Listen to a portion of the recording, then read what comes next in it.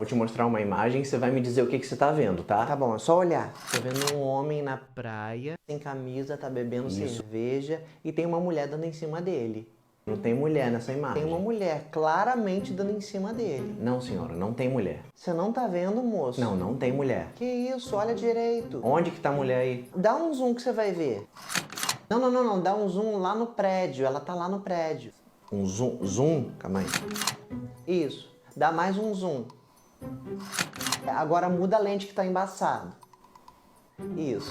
Olha aí a Kenga, eu falei, ela tava aqui desde o início, eu tava olhando pro cara, dando em cima do cara. Nossa, eu nem tinha reparado isso. É que mulher é muito mais rápida que homem pra ver essas coisas, sabe? A gente sente cheiro de Kenga à distância. Será que eu tô com algum tipo de problema de visão que eu não tô conseguindo? Não, você não tá com problema de visão, é que você é homem, você é lerdo pra essas coisas. A propósito, o quadro aí atrás tá torto, tá?